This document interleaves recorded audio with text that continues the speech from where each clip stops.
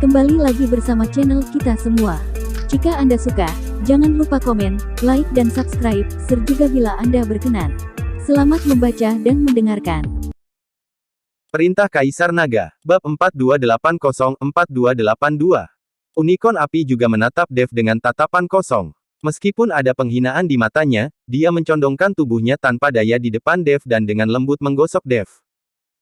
Membiarkan seorang biksu kecil di alam kesengsaraan transendensi menjadi tuannya, Unicorn Api pasti tidak bahagia di dalam hatinya, tetapi dengan binatang penelan langit yang menatapnya, ia hanya bisa mengenali Dev sebagai tuannya. Dev dengan lembut membelai Unicorn Api, merasa sangat bahagia di hatinya. Dengan tunggangan ini, dia akan memiliki satu penolong lagi di masa depan.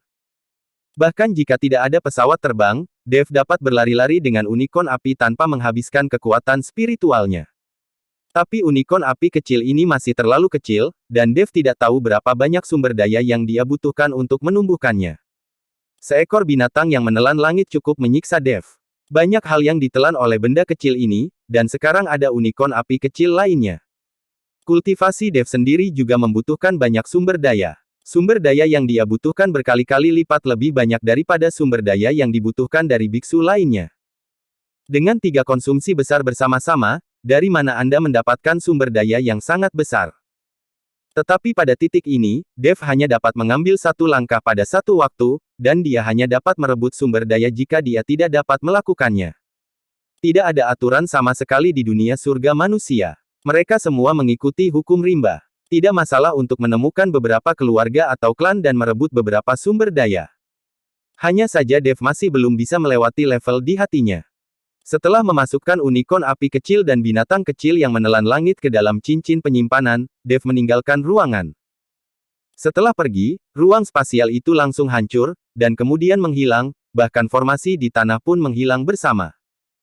Makhluk roh di halaman, setelah Unicorn Api ditempatkan di cincin penyimpanan oleh Dev, jelas menjadi jauh lebih lembut, dan mereka tidak lagi takut dan mudah tersinggung.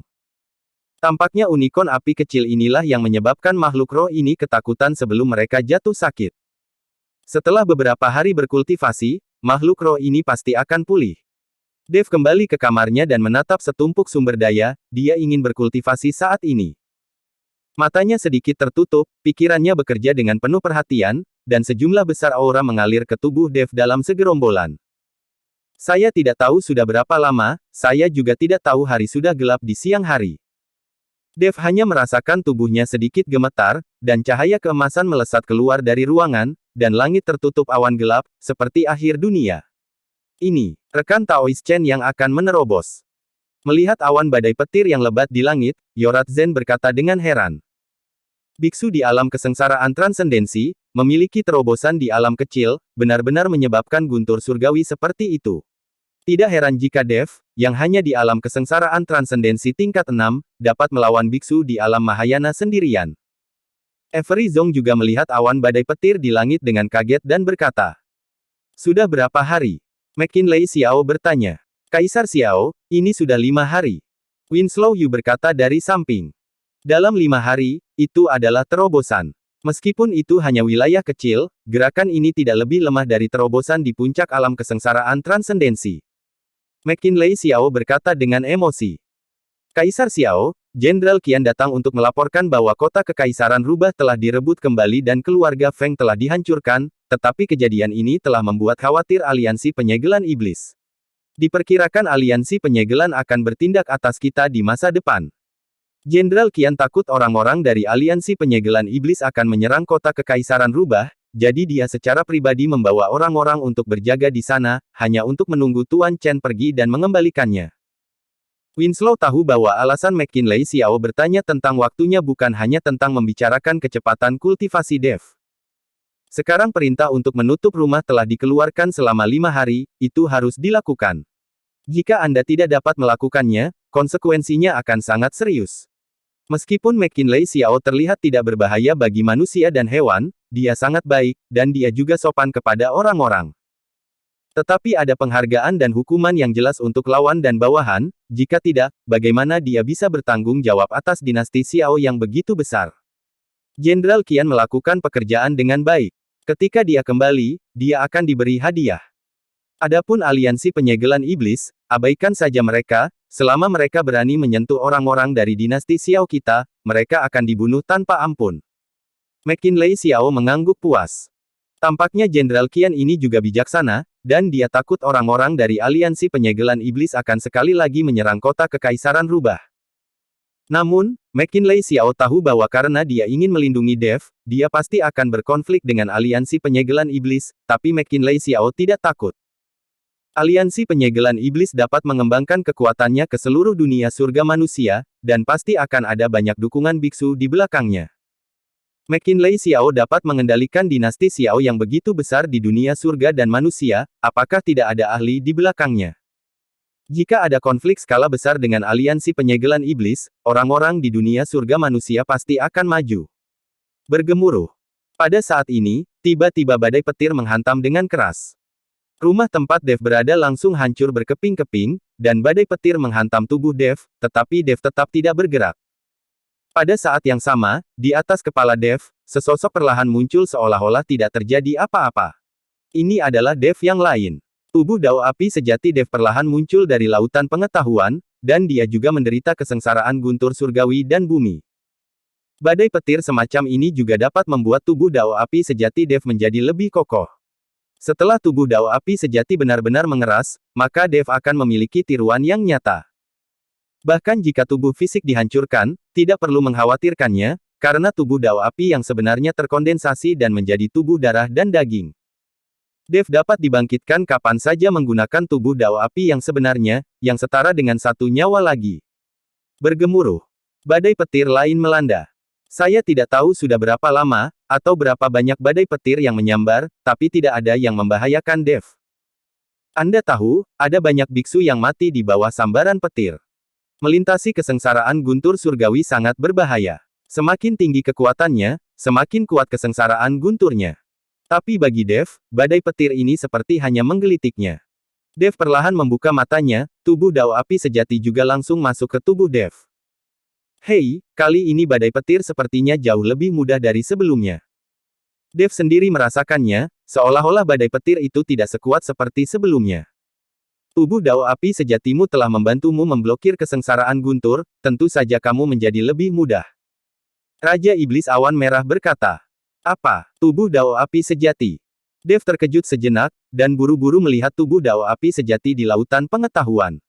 Dia menemukan bahwa tubuh Dao Api sejati, yang awalnya tampak seperti ilusi, sekarang telah banyak mengembun, dan dia benar-benar dapat melihat beberapa detail fisik. Tuan Chen, selamat telah menerobos alam kesengsaraan transendensi tingkat 7.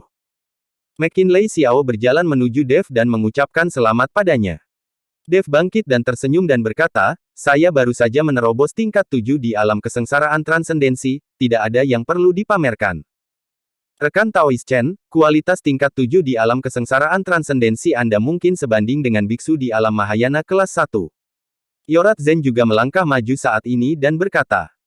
Lebih dari itu, rekan Taoist Chen saat ini, ketika dia bertemu biksu di alam Mahayana kelas 1, diperkirakan dia bisa mengalahkan biksu di alam Mahayana kelas 1. Avery Zong benar-benar menyanjung Dev. Selama periode waktu ini, Avery Zong menjadi sangat akrab dengan Dev, dan dia juga melihat kekuatan Dev, jadi ini bukan sanjungan, tapi fakta. Kaisar Xiao, sudah berapa lama aku berlatih? Dev bertanya. Lagi pula, saat berlatih, Anda akan melupakan waktu. Beberapa biksu bahkan mundur selama beberapa tahun, atau bahkan puluhan tahun.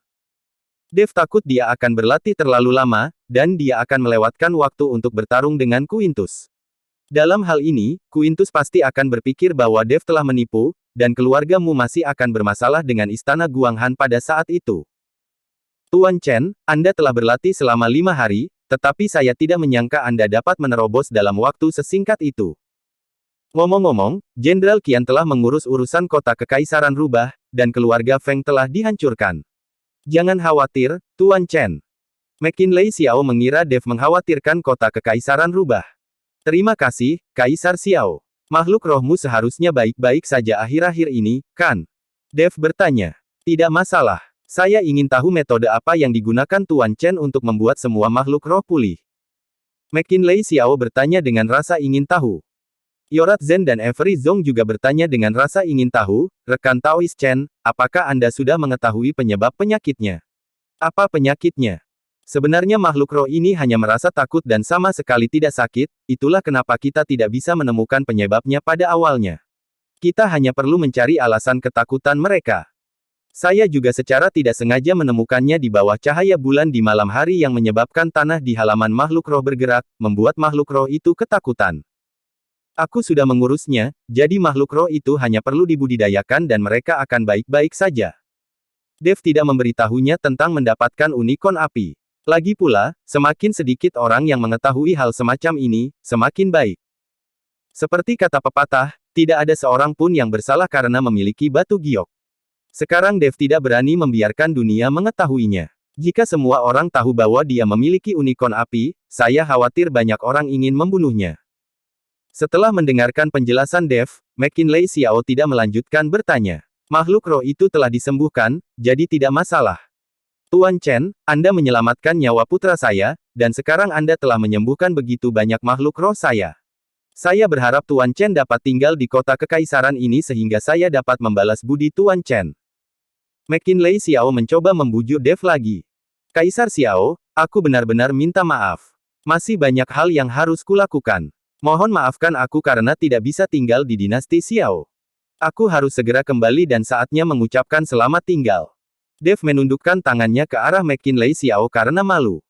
Karena Tuan Chen bersikeras untuk pergi, saya telah memerintahkan orang-orang untuk menyiapkan sejumlah besar sumber daya, dan Perdana Menteri Yu secara pribadi akan mengantar Anda kembali. McKinley Xiao sudah lama mengetahui bahwa Dev tidak akan bisa tinggal, jadi dia sudah menyiapkan hadiah. Dev tidak berusaha mengelak. Bagaimanapun, budidayanya sendiri membutuhkan banyak sumber daya, dan kedua binatang itu, unicorn api kecil dan binatang penelan langit kecil, keduanya perlu makan. Terima kasih. Dev berterima kasih pada McKinley Xiao, lalu mengikuti Yorat Zen dan yang lainnya pergi. Tepat ketika Dev hendak pergi, McKinley Xiao tiba-tiba muncul dan menghentikan Dev.